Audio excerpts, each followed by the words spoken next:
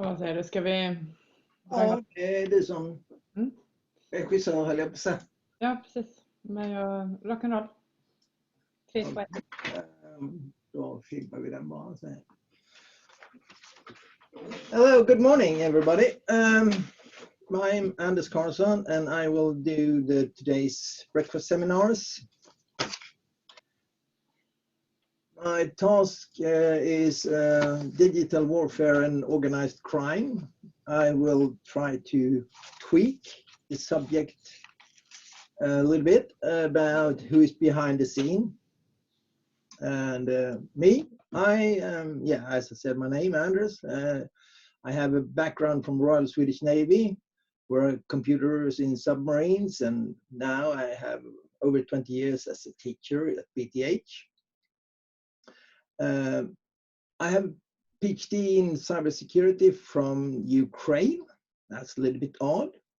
That's why I have been working down in Ukraine a couple of years since I started to collaborate with them during 2008 or 2010 something, and starting up a little bit more. And the last years I've been working with a European Union project, EngineSec, where we developed a master in cybersecurity for Europe and for Ukraine and Russia. That's also a little bit odd because when I started that project, Russia went into Crimea. So,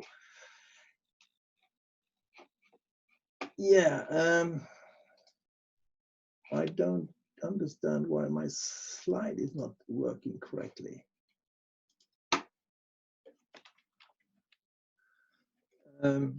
No, sorry. So that's a little bit about me. The last year's change about threats and companies, why do we see it? And I try to have a little bit of hypothesis about who is doing it, and not only a hypothesis. We are a couple of researchers that do follow the teams, what they do and how they're doing it. So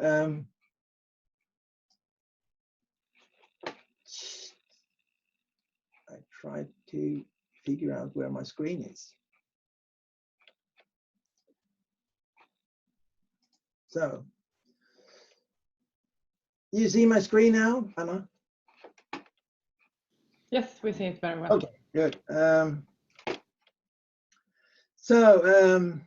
Now it's jumping a little bit. So here I was. The last year's change and threats, and I will end up talking a little bit about our PROMIS project, the courses we're going to develop and we are developing, and how to apply, and that will be the last minutes. So there's change. The actors in the history, we had a very synchronous threat opponent. Collision to collision, NATO against Warsaw Pact, and nation to nation, or like that. What I can say is from 9/11, everybody understands that this has been a totally messed up threat. I mean, we have citizens that can be attacked by a nation, and we have citizens that can be attack a nation. So that's the change. Another change that we have is everybody know about hacktivism. That was the old style. Cult of the dead cow still exists. The people who started it are today CEOs of big IT companies.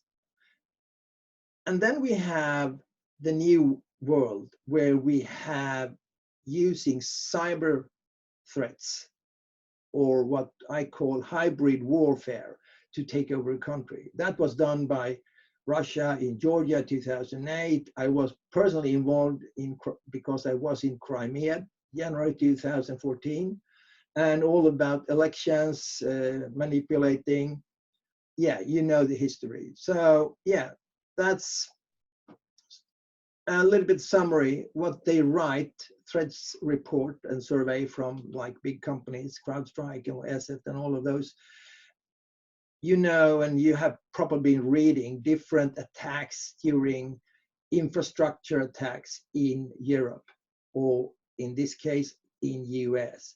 The price went up dramatically. I mean, we talk about $500,000 for a ransomware attack on a town. Only those in Florida I put up here. There are huge of them, has been just in US. So what has happened also in this world? We had the old Cold War. We have something called a lot of spies all over Europe. All over the world, we have a lot of spies.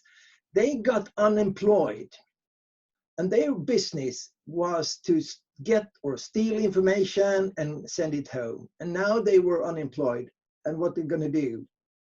Yeah, they changed the world because they started to create business intelligence company and how to understand it clearly. One of the first things I noticed was that the photographer in the old days took a photo up in Arvidsjaur. That's a Swedish airport where they test drive cars. And the photographer and the journalist sold the photo to a German car magazine. That was the money. When this guy shows up, they didn't take that photo. They took the photo of the suspension and sold it for a suspension on a Mercedes and sold it to BMW. They used what I say spy as a service, or they went longer because they used as cybercrime as a service or fraud as a service.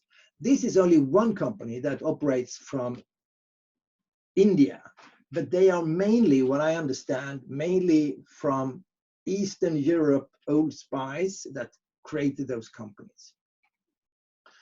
So this dark basin, they have been, I think they have been jailed, all of them, because they had the company you have here, Beltrox Infoservice, they were running very long, and they will also have hacker as a service. They went this really big. So what happened about this thing is that when you do this, you notice that they could make money. So they went greedier and starting, and that we can see that happened last year there when the ransomware price went from $6,000 to $500,000. We call it big game hunting. And they use this ransomware as a service or malware as a service. And who is behind the attack? Yeah, here is a little bit, I just took extract from this part.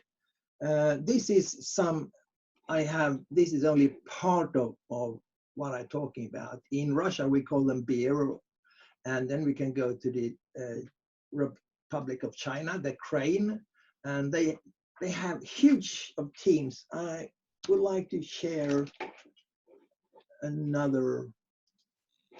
This video, this Excel sheet is from what I took it from, and here I have all of those different countries. China and their teams, you're going to understand them later on. Here we have the Russian, and the different name is because when they are detected, they are categorized by a company. For instance, if Kaspersky detected, they're going to put their name on it. If Cisco detects it, they put their name on it. So therefore, we have different name of same thing.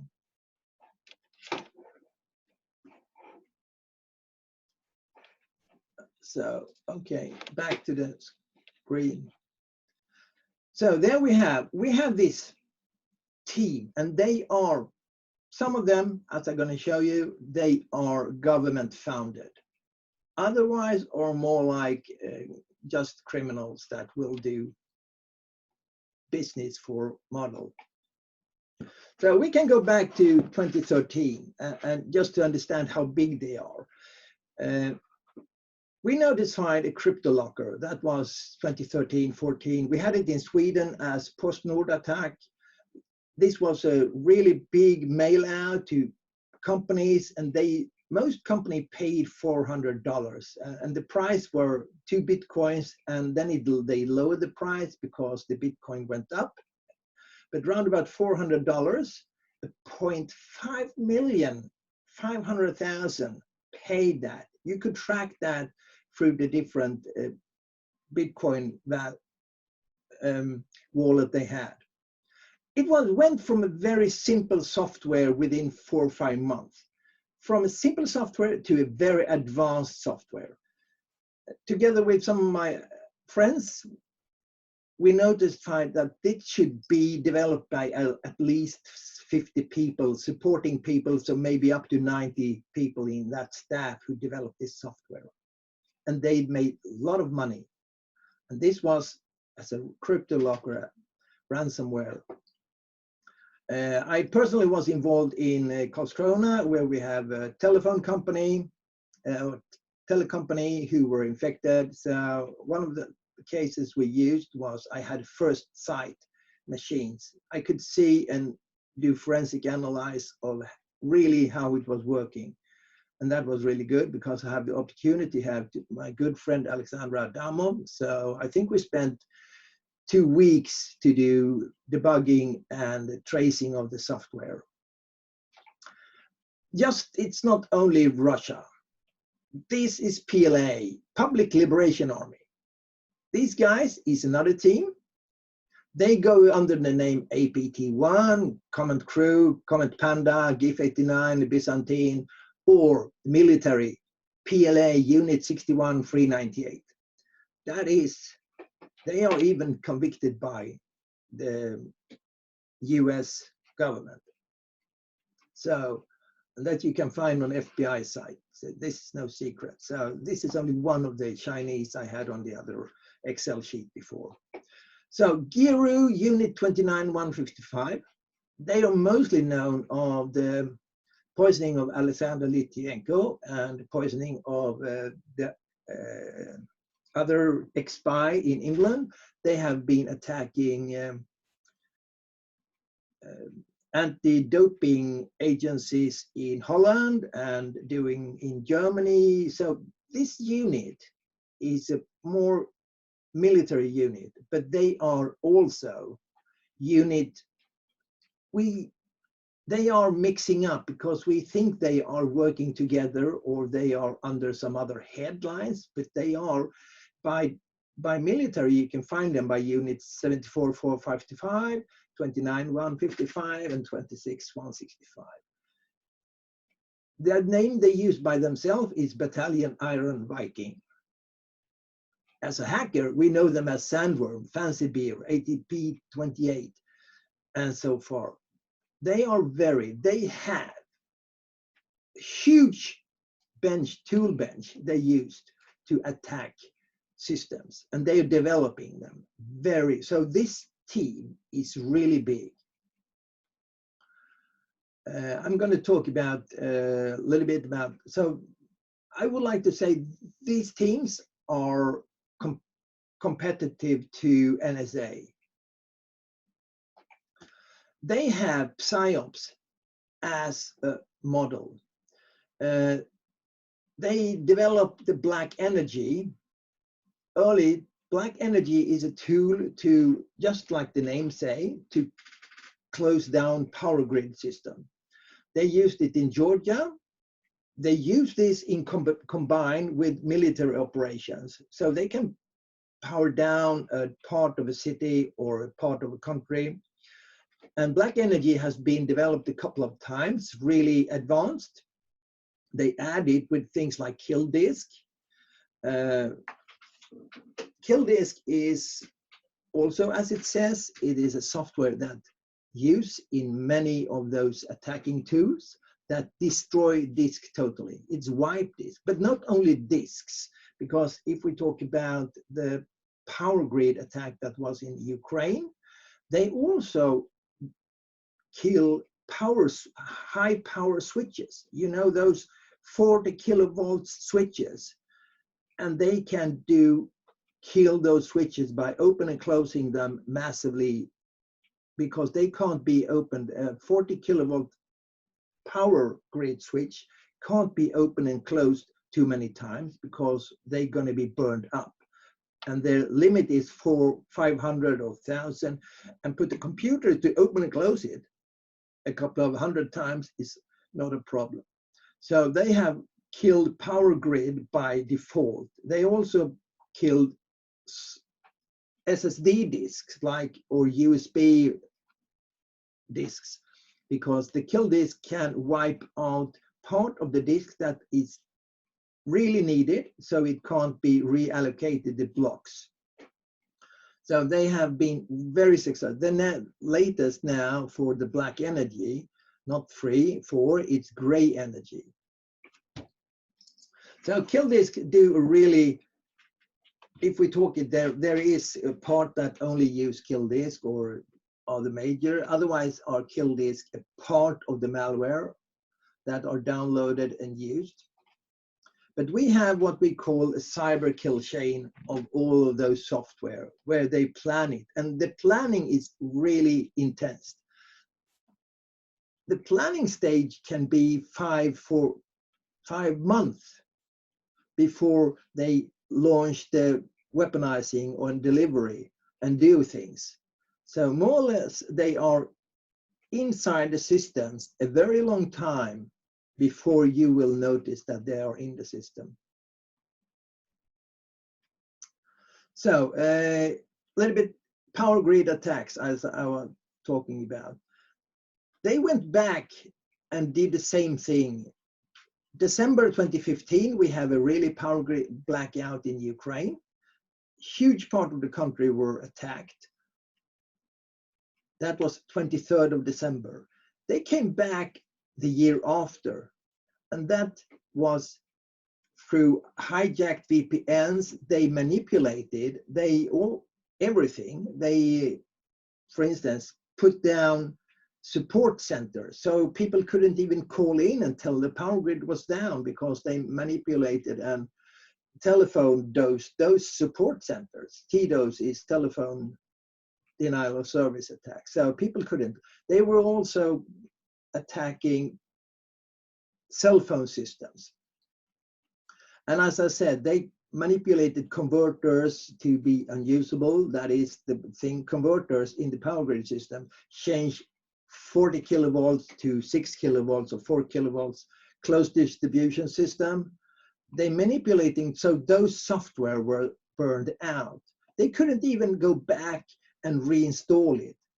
They couldn't even, normally they do reinstall and restart by distance, but they closed down everything. So sorry, everybody had to jump into the cars and drive out. And then when they tried to reinstall the software, they couldn't, because they have used the part of kill disk that manipulated and crashed the SSD chips. Just short, I mean, this was December 2016, as I said. In the end of December, you have this power grid attack.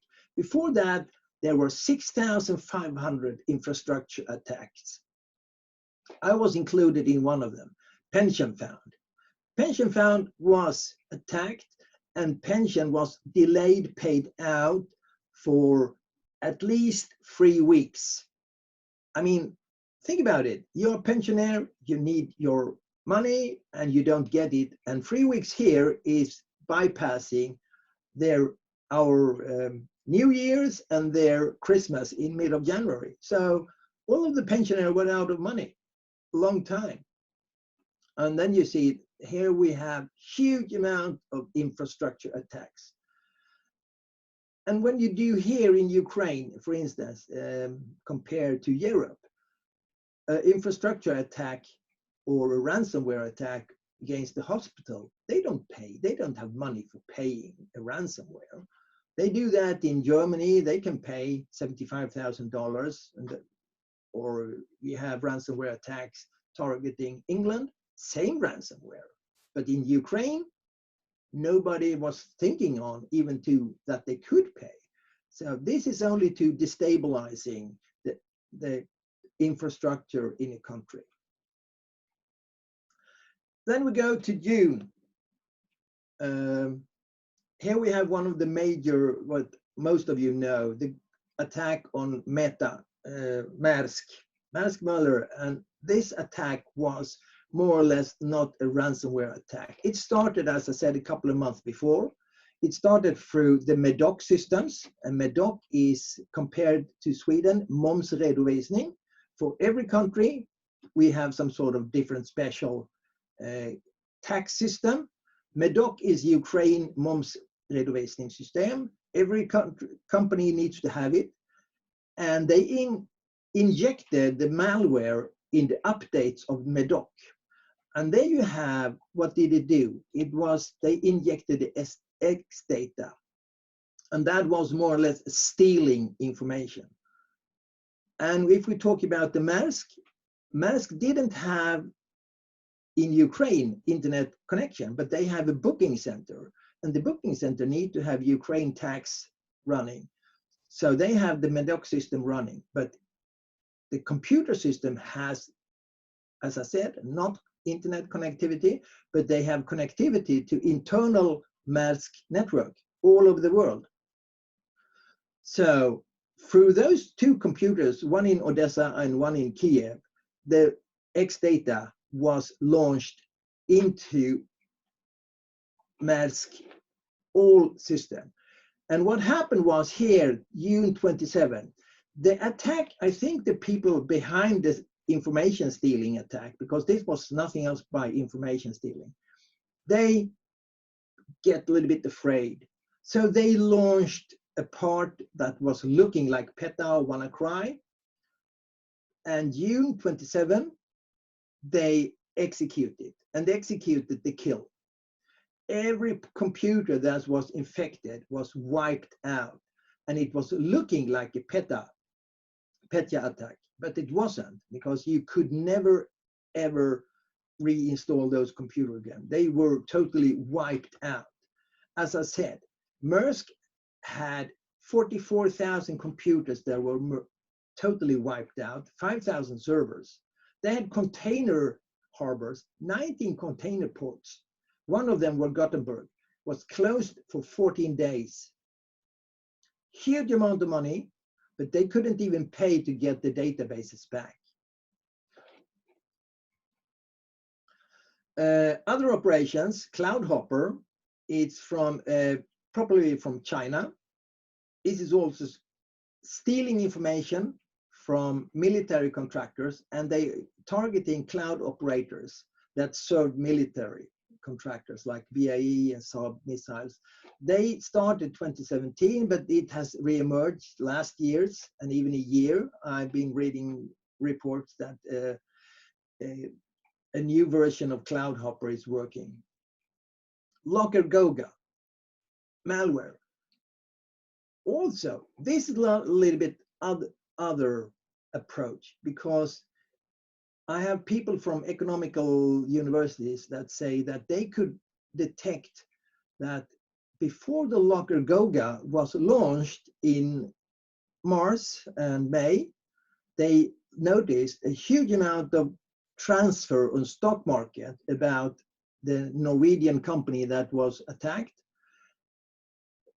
using blanking stocks and buying stocks and selling shares for aluminum. So someone know that there was something going on, and they made probably a lot of money that they know that the aluminum factory went down. The thing was that the Locker Goga should burn out the aluminum factory, because it should be totally dead. But the technical manager in Norway, he ordered in old pensioners who was running the factory by manually, and they kept the boiler ongoing, so the aluminum didn't fast and harden. That was happened in other places because they have a lot of other facilities that were attacked.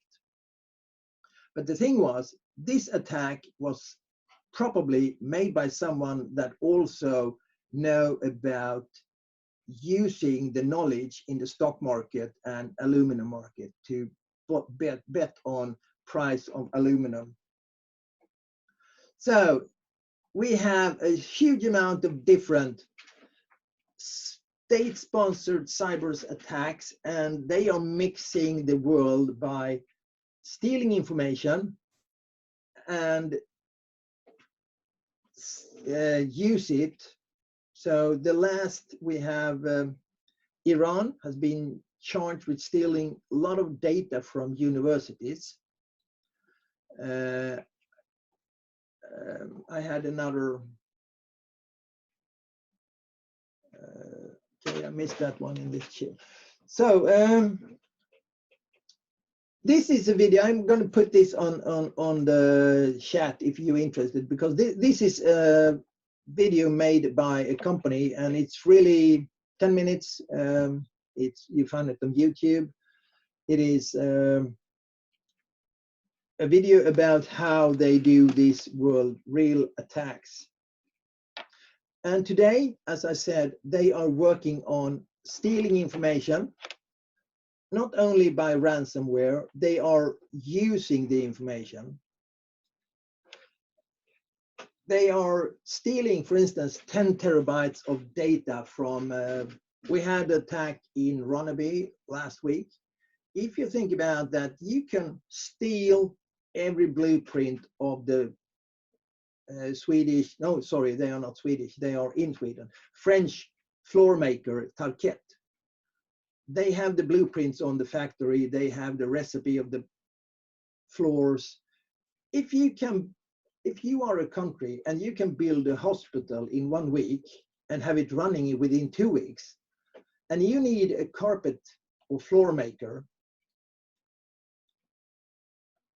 I mean, why do the research and all the works to develop it?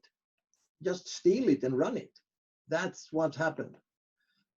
They steal terabytes of data before they launch the attack of ransomware. And then they try to use what they have been stealing from those, for instance, American cities as ransomware against individuals.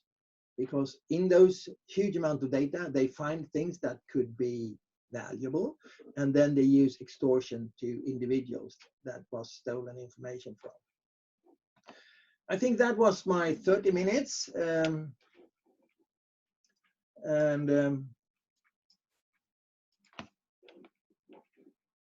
So what about PROMIS?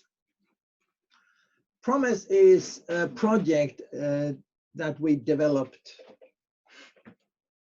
last year together with my friends in software engineering. We developed this PROMIS project from Tony Gorshek. He has a prompt where they have distance education for software engineering. I came from the security part, so from my world, we had this master education for Europe. We talked, and then we developed this PROMIS project where we got funding from Swedish Knowledge Foundation. And so we will develop courses to Swedish company, and we want to develop the courses that you need. So here we will have communication with the partners, and we need new partners because we are in phase 1 where we develop free courses: web security, software security, and software engineering security. Those free courses are in development now, and during the end of year, January next year, we will apply for phase 2, and that will be, we will develop around about 15 to 20 courses. But what we will develop depends on what we get from you as partners.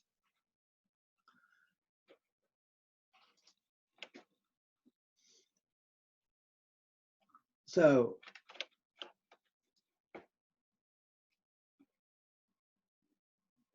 yeah,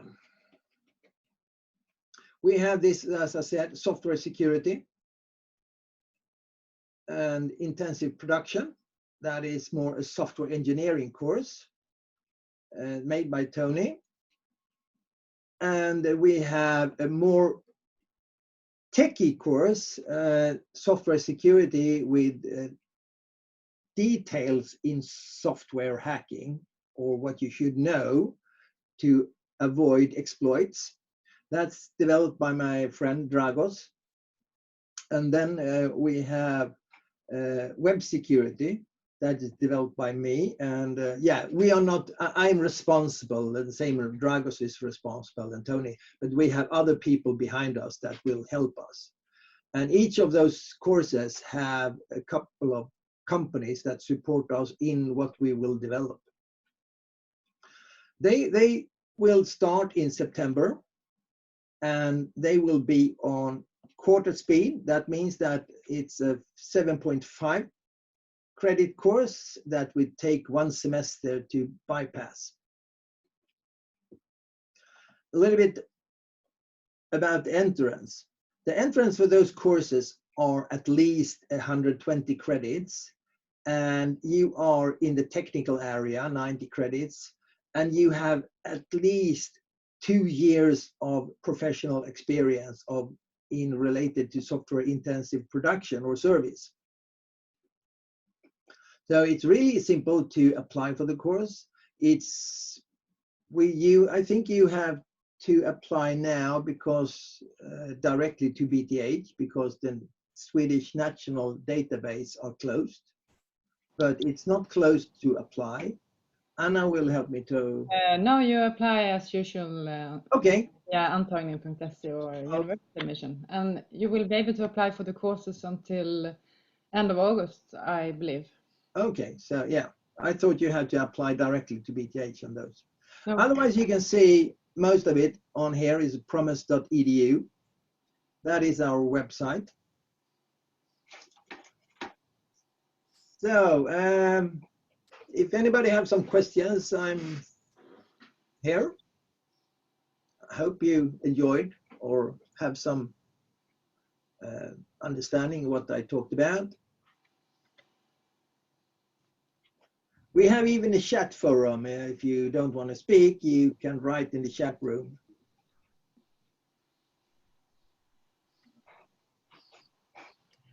Yeah, for me, I don't have any much question. Okay. Well, just one thing. How do we normally prevent this to happen, especially in a personal case or personal basis? Wow. It's a long story. That depends on what you're running, where you're running. I mean, ransomware, I'm a little bit, it's very hard. Don't do anything that you shouldn't do. That's simple to say, but it's hard to understand. I mean, from personal point, yeah, you can do whatever. Don't click on things in mail. Most of those stuff I'm talking about here, well, from those big guys, APTs, I would like to share that again.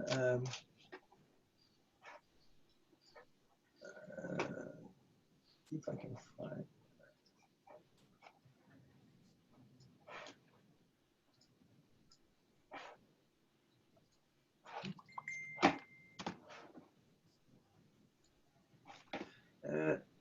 Those here, I mean, this is the Russian different teams. They are professional. When they at Russian or the Chinese, here you have the Gothic Panda, APT2, APT1, you have the North Korean. When they attack someone, they go for a company, and they go for a company really deep. They will put spies, they will put USB sticks, they can even go so far so they put the people in the country, get hired as a cleaning lady, and that cleaning lady gonna work there for 6 months and put USB sticks where she wants to do it. That's the most simple way I know. Whoa, that's crazy. Because they are, I mean, if you think about, you are a country and you want to have, for instance, this. Take China, for example. They are so huge. So if they want to have, as I said, a floor maker factory, and they are living in this grayish world that they don't care. They can steal, they can copy everything. They don't care.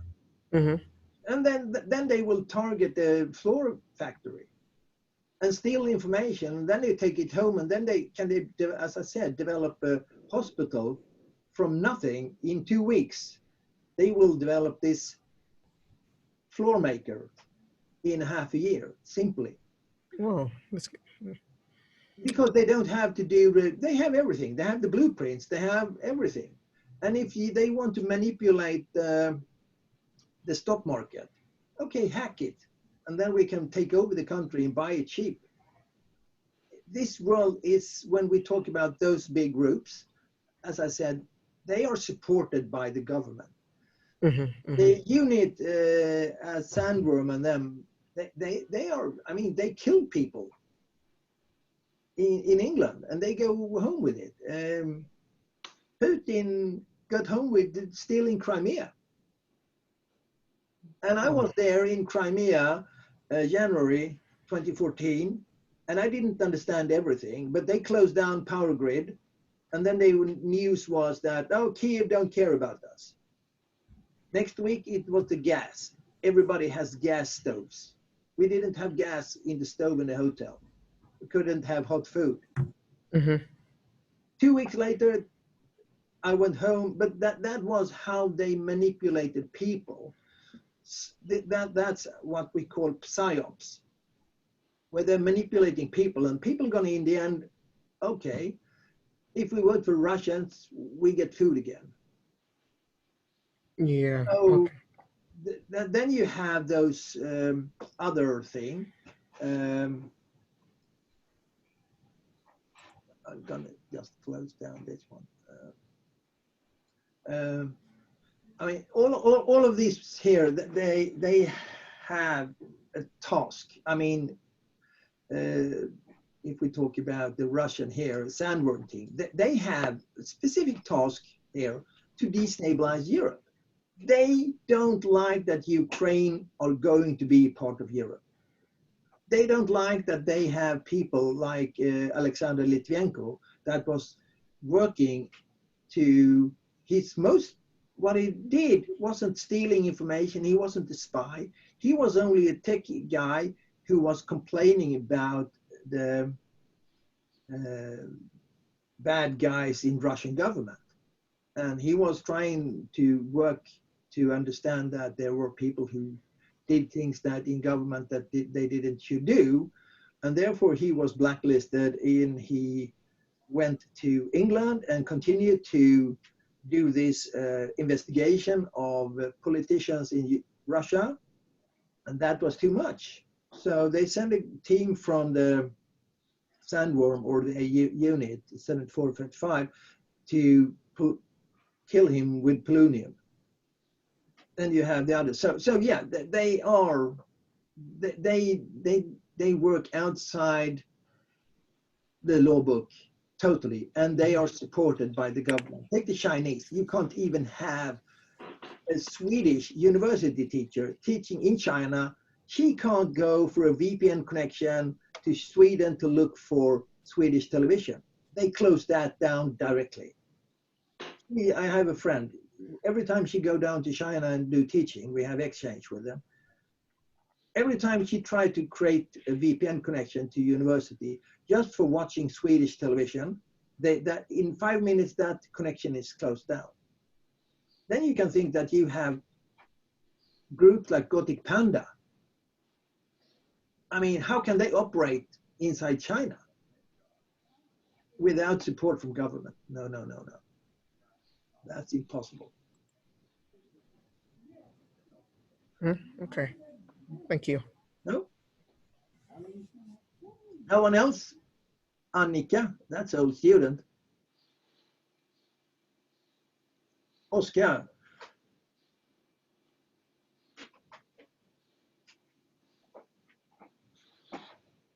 Yeah. Oscar is one of my former students. Darknet Diaries, yeah, there is a lot of about psyops there, correct. I had this one.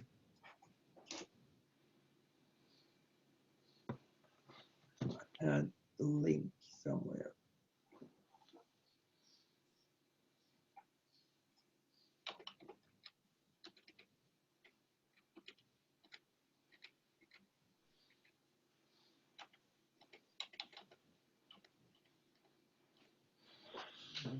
Oh, sorry.